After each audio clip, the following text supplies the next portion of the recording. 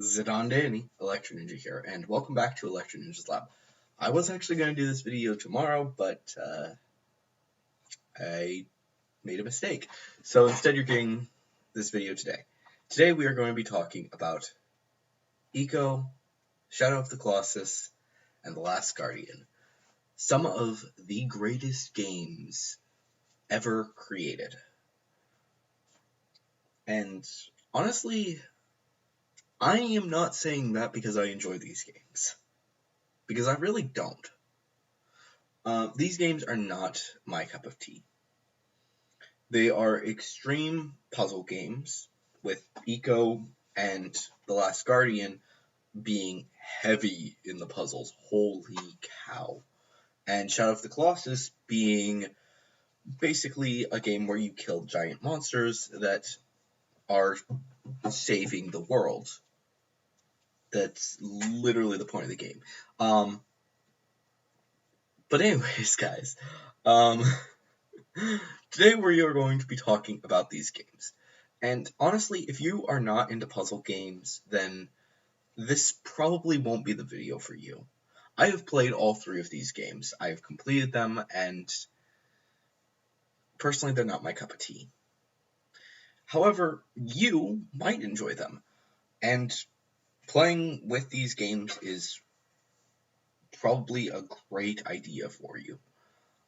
At least play through them once. Don't worry, you will die. But today we're going to be talking about these games. These games are masterpieces. Even though I personally may not like them as much as the next person, they are games that everyone should at least play. And unfortunately, they do not get as much attention as they should. Eco is probably the most important one to start off this conversation. Eco is about a young boy, of course named Eco, who is trying to save a young girl, which I always forget what her name is. But the whole point of the game is to play as him and save both of you. Eco is a young boy who happens to be one of the few people in the world who happen to have horns. He is a horned boy. And the people of this world do not like horned boys, for whatever reason. And he is meant to be sacrificed and killed. Luckily, an earthquake happens as he's being sacrificed, which allows him to be freed. Nobody happens to be around at the time, so he escapes. After his escape, he happens to cross paths with a young girl who happens to also be the princess of the world, basically. And yeah, the two of them explore the world. You solve puzzles trying to avoid bad guys. If you get caught, you are dead. If the girl gets caught, then you're dead. Quite honestly. And bad guys will appear not only when you are with her, not only at specific points, but also if you are ever separated, which makes this game really painful to play. But it's still a game that a lot of people have fun with. The next game, Shadow of the Colossus, is about, I guess, guy. A lot of people, I say he's a guy. Some people think that it's actually a girl, but I'm going to say that it's a guy, and he has a friend who seems to have died. And the only way that he knows that he could save her is to take her to a weird temple in the middle of nowhere where there is nobody for thousands of miles, and he goes there with literally the only things with him are his sword, his bow, and his horse, as well as the clothes on his back, obviously. And, of course, the girl. Takes her there, and when he arrives, some weird spirit guy tells him to kill the Colossuses in order to save her. To which he obliges, kills off all of the Colossuses, and basically gets effed. Pretty bad. Basically, he is dead. There's no ifs, ands, or buts about it. Eventually, and there is some more stuff to it, but he's killing these creatures that have been saving the world for countless years, and now he has royally effed up. And that's the point of the game. Eventually, it's not a great story, but yeah. And of course, the most recent game, The Last Guardian. Honestly, this one's my favorite of the three. Probably because I have played it a little bit more, and basically in this game, a young boy falls into a well, and there is a giant creature named Trico. And the two of them go on an adventure to get the boy home. Trico happens to be a creature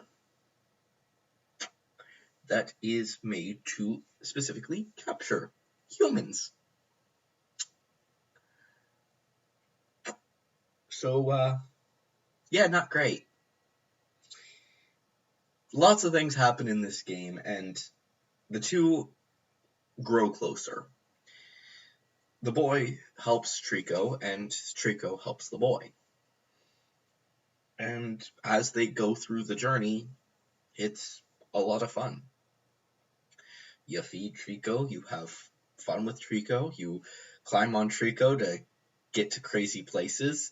Trico saves your life countless times. Holy crap, you would not be alive if it wasn't for Trico. And eventually you escape, getting back to your home village. And yeah, it's a bit of a sad story, honestly, that is honestly amazing, though. These three games are not good for regular reasons.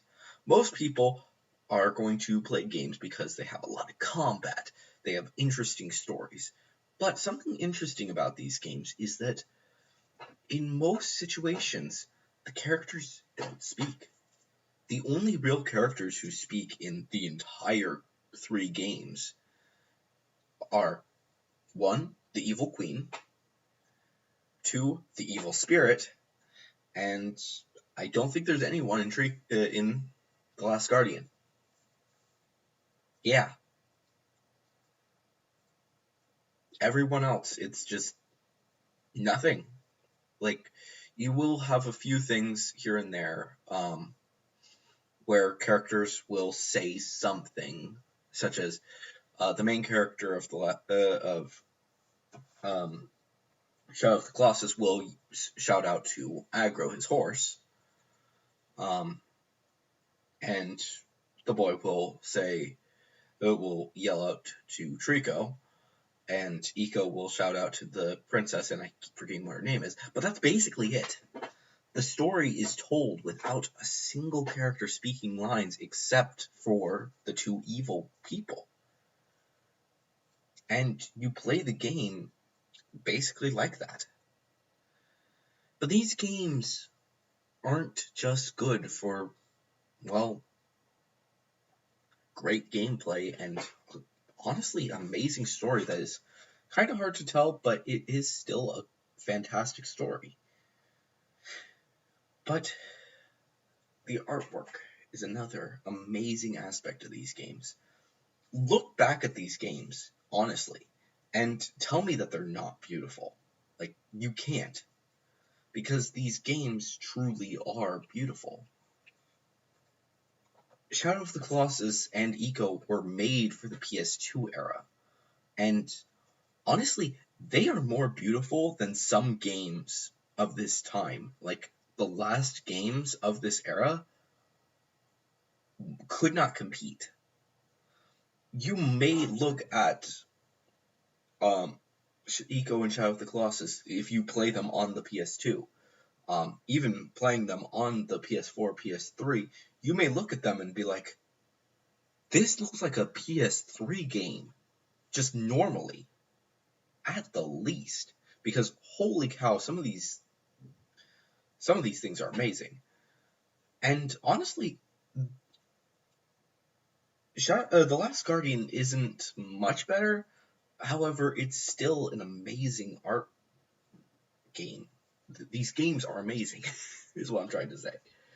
So if you guys are going to look for a game to check out anytime soon, then I do suggest these games because they really are truly amazing games. But anyways, guys, let me know down in the comments below which of these 3 games is your favorite. Do you like Eco and Shadow of the Colossus? Do you like The Last Guardian? Or do you not like them at all? But let me know. And if you enjoyed this video, please leave a like. And of course, subscribe and ring that notification bell if you are new. And of course, if you are going to leave a theory for anything that I talk about on this channel, make sure to put the hashtag theory review down in the comments below. Of course, let me know any other thoughts or opinions that you have down in the comments below. And I will see you guys in the next video. But on.